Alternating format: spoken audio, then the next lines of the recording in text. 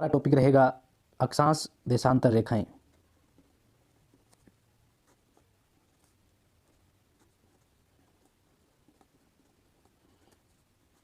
अक्षांश और देशांतर। अक्षांश और देशांतर। अब हम बात करें अक्षांश और देशांतर की। अक्षांश व देशांतर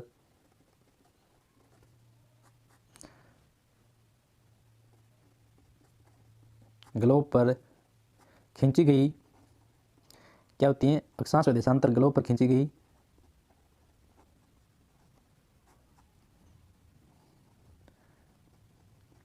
काल्पनिक रेखाएं होती हैं। हमेशा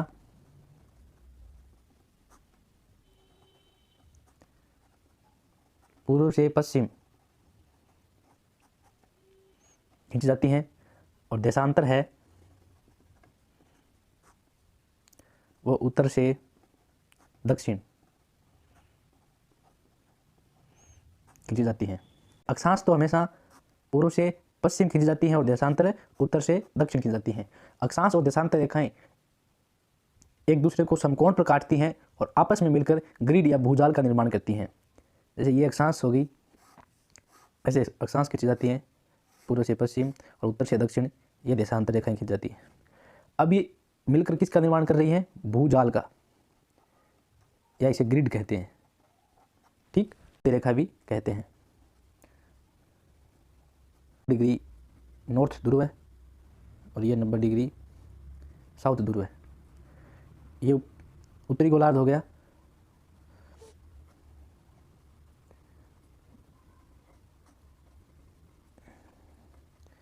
उत्तरी गोलार्ध, और ये दक्षिणी गोलार्ध हो गया,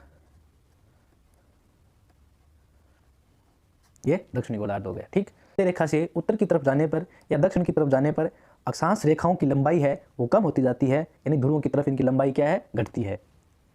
कैसे? तो देखिए, ये इनके समांतर खींच जाती हैं भूमध्य रेखा की अक्षांश रेखाएं, ऐसी खींची जाएंगी।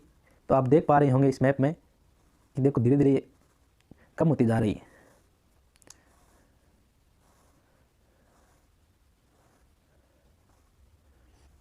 देख, उत्तरी ध्रुव है या दक्षिणी ध्रुव है, यानी यूं कहें कि ध्रुवों की तरफ जाने पर अक्षांश रेखाओं की लंबाई घटती जाती है, घट रही है। इनके बीच का अंतर की बात करें तो एक अक्षांश से दूसरी अक्षांश के बीच में 111 किलोमीटर का अंतर होता है और इनकी लंबाई घट रही है। यहाँ पे छोटी है, फिर ये बड़ी है। तो इसको उल्टा भी कह सकते हैं कि ध्रुवों से भूमध्य रेखा की तरफ आने पर अक्षांश रेखाओं की लंबाई बढ़ती है, यानी भूमध्य रेखा से ध्रुवों की तरफ जाने पर घटती है। ये आपको ध्यान में रखना है। कहते हैं 181, और अक्षांश रेखाओं की बात करें या व्रत, वो होते हैं 179। अंतर की बात करें, ये है 0 डिग्री देशांतर रेखा, इसको ग्रीनविच या मध्याह्न रेखा यानी प्रधान मध्याह्न रेखा भी कहते हैं। इस तरफ का ये हो गया पूर्वी गोलार्ध और ये हो गया इसका पश्चिमी गोलार्ध, यानी 0 डिग्री ग्रीनविच रेखा या प्रधान मध्याह्न रेखा पृथ्वी को 2 बराबर भागों में डिवाइड करती है, पूर्वी गोलार्ध और पश्चिम गोलार्ध में। अब बात करें कि देशांतर रेखाओं की संख्या कितनी है, तो देशांतर रेखाओं की संख्या कितनी है? 360 देशांतर रेखाएं होती हैं। 180 पूर्वी गोलार्ध में, 180 पश्चिम गोलार्ध में, दोनों मिलकर 360 देशांतरों का निर्माण करती हैं।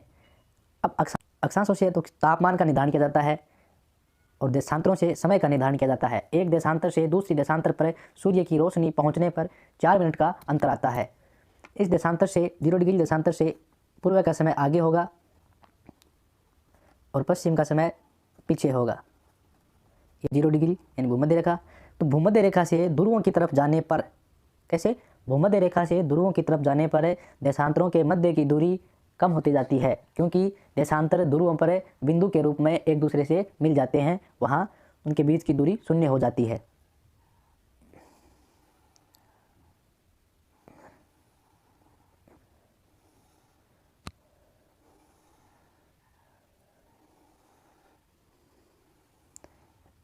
इस प्रकार से देशांतर खींचे जाएंगे तो ध्रुवों पर इनके मध्य की दूरी शून्य हो जाएगी और यहाँ भूमध्य रेखा पर इनके बीच की दूरी 111 किलोमीटर होती है। इनसे समय का निर्धारण किया जाता है। पूर्व का समय हमेशा आगे और पश्चिम का समय हमेशा पीछे रहता है। 360 देशांतर होते हैं। वैध वर्त कितने होते हैं? तो इसका क्वेश्चन होगा 181।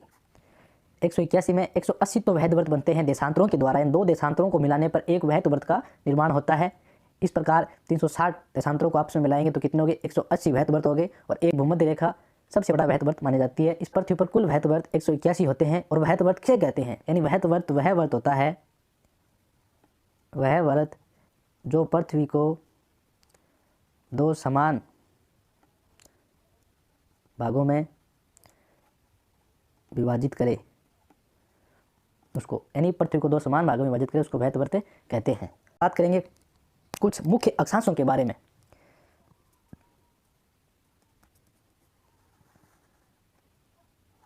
इसको 0 डिग्री या भूमध्य रेखा,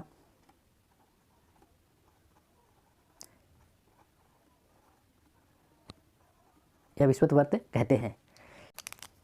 इसके बाद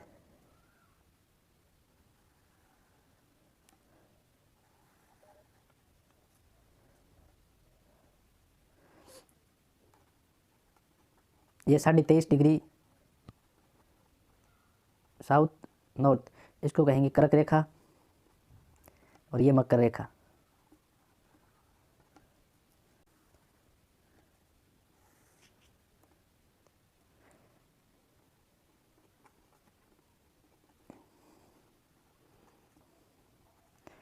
ये आर्कटिक वर्त, ये अंटार्कटिक वर्त। और ये 90 डिग्री साउथ दक्षिणी ध्रुव है।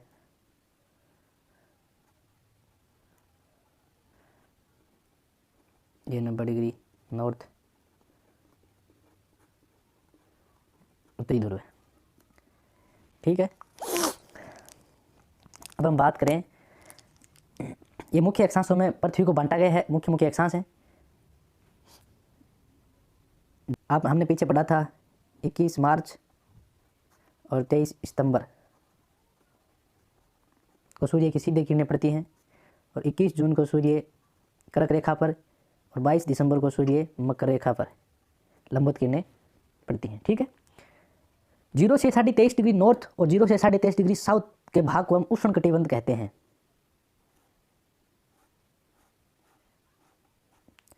ये क्षेत्र क्या हो गया? उष्णकटिबंध क्षेत्र या उष्णकटिबंध क्षेत्र,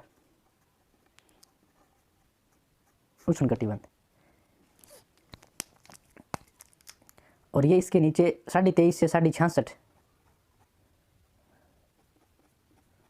उत्तर या दक्षिण, इसको बोलेंगे शीतोष्ण कटिबंध। ठीक, अब बात करें 66.5 से 90 डिग्री नॉर्थ और 66.5 से 90 डिग्री साउथ के क्षेत्र को शीत कटिबंध कहेंगे। इस क्षेत्र को क्या कहेंगे? शीत कटिबंध। कटिबंध ये हो गया 0 से 23.5 डिग्री नॉर्थ और साउथ। फिर शीतोष्ण कटिबंध ये हो गया 23.5 से 66.5 नॉर्थ और साउथ वाला क्षेत्र। फिर है शीत कटिबंध, यानी 66.5 से डिग्री से 90 डिग्री नॉर्थ और साउथ वाला क्षेत्र शीत कटिबंध हो गया। अब इस उष्ण कटिबंध वाले क्षेत्र को ही, इस उष्ण कटिबंध वाले क्षेत्र को ही हम निम्न अक्षांश भी कहते हैं। ठीक है, और शीतोष्ण कटिबंध वाले क्षेत्र को हम मध्यम अक्षांश कहते हैं। और यह शीत कटिबंध है, इसको हम उच्च अक्षांश वाला क्षेत्र कहते हैं। कई बार निम्न अक्षांश को 0 से 30 डिग्री के बीच में दर्शाया जाता है और मध्यम अक्षांश को 30 से 60 डिग्री के बीच में दर्शाया जाता है और उच्च अक्षांश को 60 से 90 डिग्री के बीच में दर्शाया जाता है। तो आपको कंफ्यूज नहीं होना है।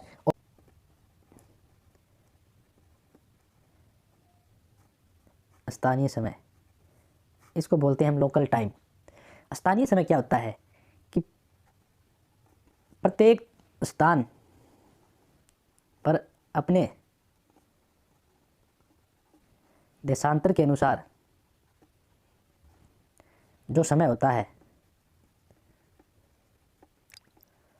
उसको स्थानीय समय कहते हैं, लोकल टाइम कहते हैं। पृथ्वी को कुछ स्थानीय समय कटिबंधों में बांटा गया है। स्थानीय समय कटिबंधों में बांटा गया है। समय कटिबंध कितने समय कटिबंधों में? 24 समय कटिबंधों में बांटा गया है। और सबसे ज़्यादा समय कटिबंध रूस में 11 समय कटिबंध हैं, कनाडा में 5 समय कटिबंध हैं और यूएस में 4 समय कटिबंध हैं। इस प्रकार पूरे विश्व को 24 समय कटिबंधों में बांटा गया है। प्रमाणिक समय यानी स्टैंडर्ड टाइम। स्टैंडर्ड टाइम क्या होता है कि स्थानीय समय की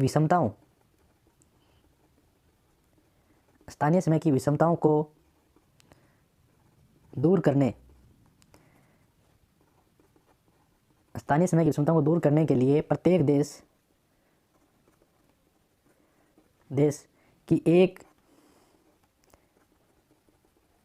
देशांतर रेखा को प्रामाणिक समय रेखा मान ली जाती है, उसको प्रमाणिक समय कहते हैं। यानी स्थानीय समय की जो विषमताएं हैं उत्पन्न हुई, उन विषमताओं को दूर करने के लिए प्रत्येक देश की एक देशांतर रेखा को उस देश का प्रमाणिक समय मान लिया जाता है, यानी स्टैंडर्ड टाइम मान लिया जाता है। जैसे बात करें हम भारत की, जैसे भारत का प्रमाणिक समय क्या है? 82.5 डिग्री पूर्वी देशांतर, यह भारत का प्रमाणिक समय है। ठीक है, और ये प्रमाणिक समय है वो 0 डिग्री से 5.5 घंटे आगे, 5.5 घंटे आगे है बोलते हैं इसको। इससे ये हमारा 82.5 डिग्री पूर्वी देशांतर है, वो 5.5 घंटे आगे है। कितने? 5.5 घंटे। तो ये मानो कि यहाँ पे अगर 12 PM का समय है, यानी भारतीय समय क्या होगा? तो भारतीय समय 5.5 घंटा आगे होने से 12 PM में 5.5 घंटा प्लस कर देंगे तो यहाँ पे हो जाएगा 5.5 PM। ठीक है, इस प्रकार इधर ये माने कि 90 डिग्री देशांतर का समय क्या होगा? तो एक देशांतर से दूसरी देशांतर पर सूर्य की किरणों को पहुंचने में 4 मिनट का समय लगता है। यानी एक देशांतर बराबर 4 मिनट और 15 देशांतर बराबर 1 घंटा। देशांतर इसमें 15 का भाग देंगे तो 15 चौकी 60, 24 घंटे हो गए। तो 90 डिग्री पूरी देशांतर है, इसमें 15 का भाग देंगे तो 6 आएगा, तो 6 घंटे आगे। तो यहाँ पे 12 में 6 तो 6 PM हो जाएगा। 6 जोड़ेंगे 18 आएगा, 12 + 6 बराबर 18। 18 को 12 घंटा के हिसाब से देखेंगे तो 6 PM हो गए ना, 6 PM। 180 डिग्री रेखा को अंतर्राष्ट्रीय तिथि रेखा कहते हैं। और याद रखना 180 डिग्री पूर्व व पश्चिम देशांतर एक ही होती है, यानी 180 पूर्व या पश्चिम एक ही है, दोनों को एक ही मान लिया गया है। तो ये 0 डिग्री है, यानी ग्रीनिच रेखा, इस तरफ पूर्व है, इस तरफ पश्चिम। इधर का समय प्लस, इधर का माइनस। तो यहाँ पे 180 डिग्री खींचना है आपको। यहाँ पश्चिम हो गया, यहाँ पूर्व है, तो यहाँ पे आपको लिखना है पूर्व। तो 80 डिग्री तिथि रेखा को पूर्व से पश्चिम की ओर पार करते हैं तो एक दिन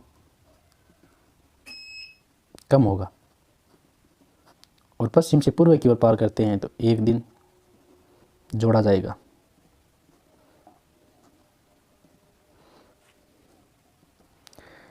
इधर तो एक दिन कम किया जाएगा, इधर एक दिन बढ़ाया जाएगा, यानी जोड़ा जाएगा। मान लीजिए कि यहाँ पे मंगलवार के दिन इस रेखा को पार किया, मंगलवार के दिन इधर से, तो यहाँ पे क्या होगा? सोमवार। और इधर से मंगलवार को पार किया तो यहाँ पे होगा बुधवार। ठीक है, ये अंतर्राष्ट्रीय तिथि रेखा है। तो आज का हमारा टॉपिक यहीं पे समाप्त होता है। आपको अच्छा लगा हो तो शेयर, सब्सक्राइब, लाइक कीजिए। तब तक के लिए जय हिंद, जय भारत। मिलते हैं नेक्स्ट टॉपिक में।